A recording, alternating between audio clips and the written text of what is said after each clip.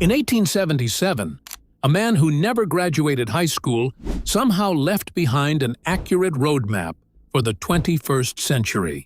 And you won't believe what he said about 2026. The boy who slept on his homework. Edgar Cayce wasn't born into a life of mysticism or power. He was born in a farmhouse in Christian County, Kentucky in 1877. By all accounts, he was a normal kid, except for the part where he played with imaginary friends, who were actually the spirits of his deceased relatives. His real superpower emerged during a schoolhouse struggle. Edgar was failing his spelling tests, and his father, Leslie Cayce, was losing his patience. After a particularly grueling study session, young Edgar asked to take a nap. He put his head on his spelling book, and when he woke up, he didn't just know the words, he knew every single page, the layout of the book, and even where the publisher's typos were located. He had developed a photographic memory, but only while he was unconscious.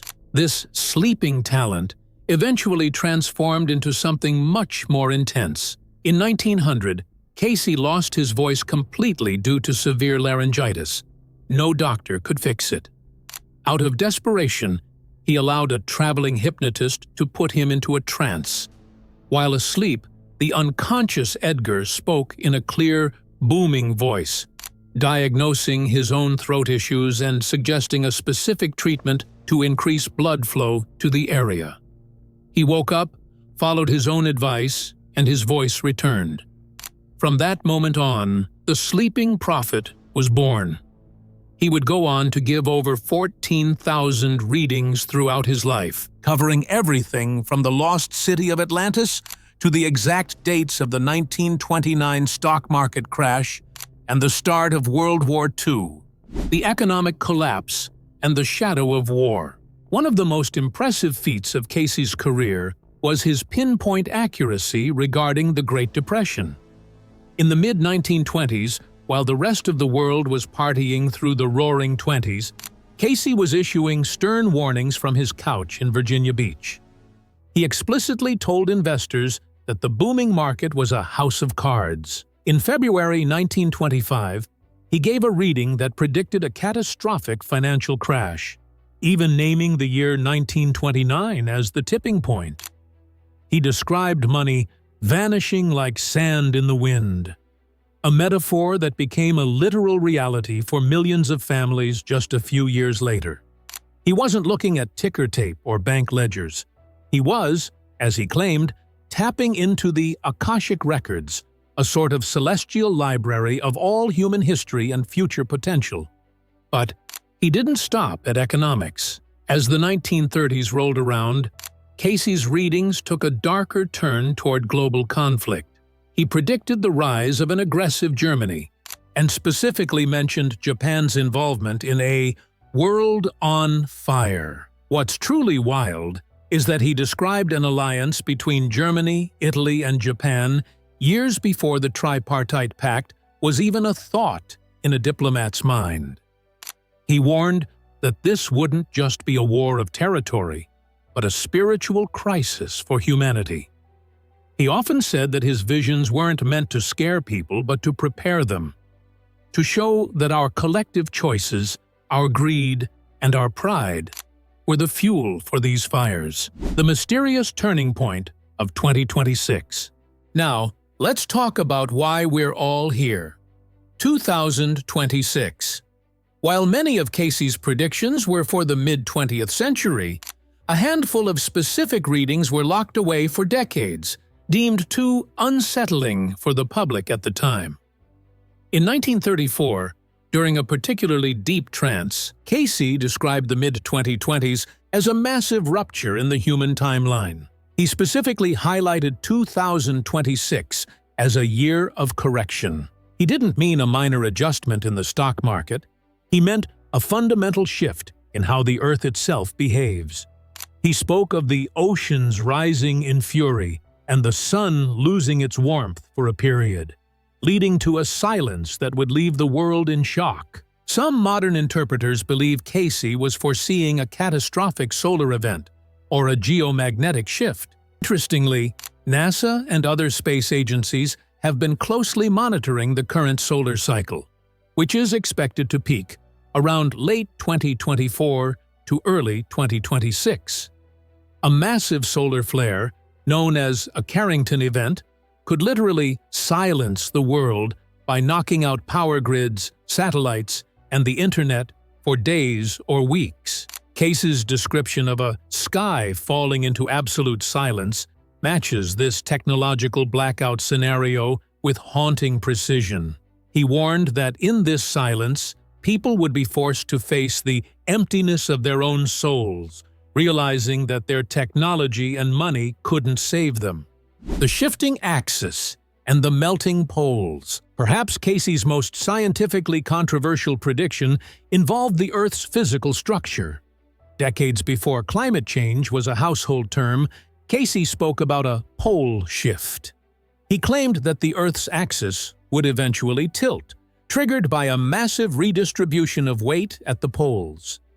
He explicitly stated that the ice will leave the poles and seek balance elsewhere. In the 1930s, this sounded like science fiction. Today, scientists at the Jet Propulsion Laboratory have confirmed that the North Pole is indeed wandering at an accelerated rate, partly due to the melting of the Greenland ice sheet and the changing distribution of water mass across the planet. Cayce believed that this physical shift was a reflection of a spiritual imbalance. He taught that spiritual law and natural law are one and the same. When humanity becomes too disconnected from truth and too absorbed in greed, the planet itself reacts to recenter things. This isn't just about bad weather. Cayce predicted that entire coastal regions would eventually be reclaimed by the sea. He famously pointed to the west coast of the United States, Japan, and parts of Europe as being particularly vulnerable to these earth changes. He wasn't just predicting a few floods, he was describing a total geographical reboot of the planet. 3 days of darkness, a spiritual reset. Among the most chilling of Cayce's prophecies is the concept of the 3 days of darkness. He described a moment when the natural order would simply pause. During this time, he said communication would fail, light would vanish, and a stillness would fall over the earth so deep it would feel as though the planet had stopped breathing. This echoes many ancient traditions and religious prophecies, but Cayce gave it a uniquely psychological twist. He said this wasn't a punishment from an angry god, but a reset for the human mind. It was a cosmic timeout, intended to stop the noise of civilization and force every individual to look inward. For those without faith, Cayce warned this period would be one of absolute panic and terror. But for those grounded in prayer and humility, he spoke of an unseen peace that would cover them. He believed that the darkness was where the new light would be found. It was a test of what truly matters. In a world currently obsessed with 24/7 connectivity and digital validation, the idea of 72 hours of total global silence is perhaps the most shocking thing most of us can imagine. Cayce's message was simple. The only shelter that won't shake is the one you build inside yourself. The sanctuaries of the new era. If you're currently looking at a map and panicking, Cayce did offer some hope. He didn't believe the entire world would be destroyed. Rather, it would be purified. He identified specific regions that he called refuges or lands of peace. These weren't chosen because they had the most gold or the strongest armies, but because of their spiritual energy and geographic stability. He named South America, specifically Brazil, as a spiritual lighthouse for the future. He also highlighted the interior of Canada, New Zealand, and parts of inland Africa as that would be spared the worst of the geological trauma. He believed these areas would become the seeds of a new civilization. He described them as cradles, where humanity would learn to live in harmony with nature and God again.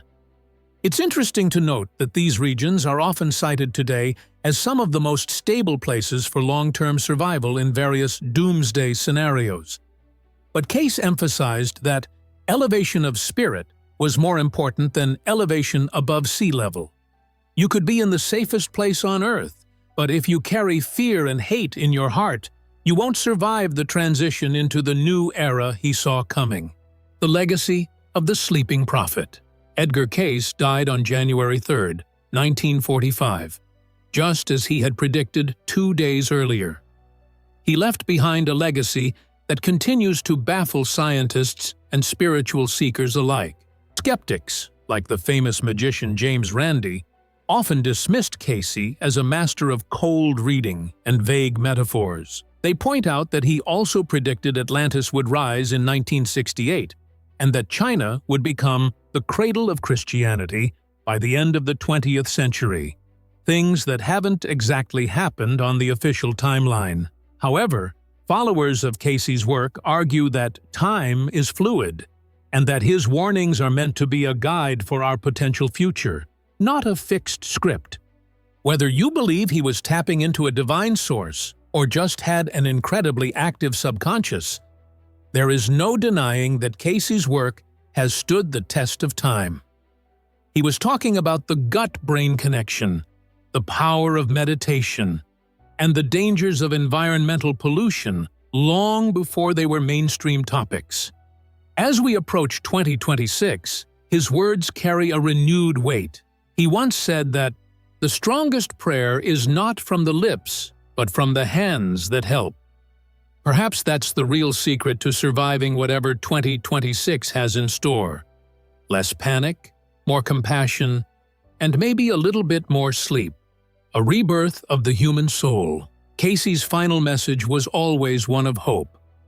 He believed that after the shaking of the earth and the darkness of the spirit, a new world would emerge.